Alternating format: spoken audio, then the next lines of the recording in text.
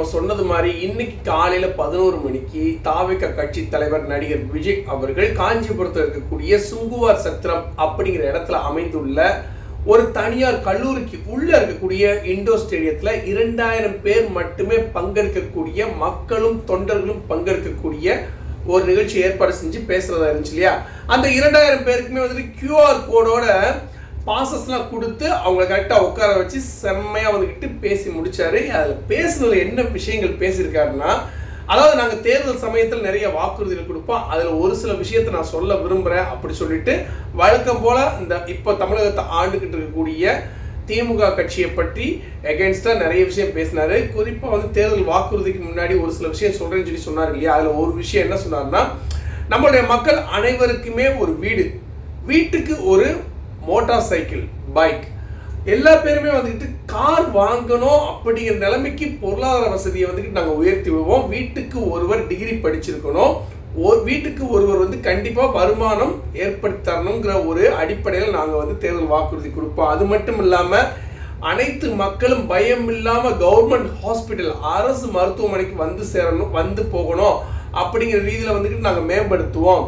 இது போக வந்து பெண்கள் பயப்படாமல், யாராக இருந்தாலும் எந்த பெண்களாக இருந்தாலும் பயப்படாமல் வந்துக்கிட்டு நடமாடக்கூடிய ஒரு விஷயத்தை நாங்கள் செய்வோம் அப்படிங்கிற மாதிரி வந்துட்டு செம்மையாக வந்துட்டு சில வாக்குறுதிகள் சொன்னார். உண்மையிலே வந்துட்டு நல்ல அருமையான வாக்குறுதிகள் தான்.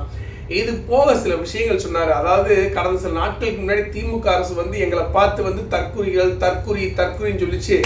ஆனால் அந்த தற்குறிகள் தான் கூடிய சீக்கிரம் உங்கள் ஆட்சியை கவிழ்க்கிறதுக்கான அறிகுறியவும் கொடுப்பாங்க.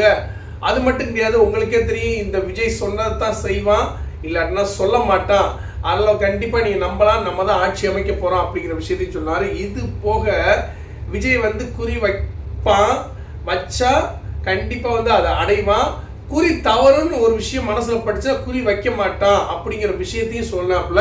கடைசியாக வழக்கம் போல் வந்துக்கிட்டு இந்த நிகழ்ச்சி முடிகிறப்ப வந்துக்கிட்டு கூட்டத்தை பார்த்து நான் எப்பயுமே சொல்லுவேன்ல அதை சொல்லுங்க அப்படின்னு ஒன்று கூட்டத்தில் இருக்க அத்தனை பேர் வந்துக்கிட்டு சரின்னு சொன்னாங்க. அப்போ விஜய் வந்துக்கிட்டு இப்படி கையை காமிக்கிறப்ப இந்த வருஷம் 2024 எலெக்ஷன் அப்படின்னு கையை காமிக்கிறப்ப ஒன்று டிவிகே, இன்னொன்று டிஎம்கே, ஒன்று டிவிகே, இன்னொன்று டிஎம்கே அப்படிங்கிற ஒரு விஷயத்த மக்கள் வாயாலே சொல்ல வச்சு நிகழ்ச்சியில் பேசி முடிச்சுட்டு அங்கேருந்து விடைபெற்று சென்றார்.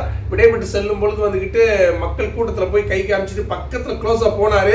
ஆனால் மக்கள் வந்துக்கிட்டு பயங்கரமாக சவுண்டு கொடுத்து பக்கத்தில் அப்படியே கூட்டமாக நெருங்கி வந்தோன்னோ வேண்டாம் அப்படின்னு சொல்லிட்டு அவர் பின்வாங்கிட்டு சீக்கிரம் போயிட்டாரு. நல்லபடியாக வந்து இன்றைய நிகழ்வு நடந்து முடிஞ்சிச்சு.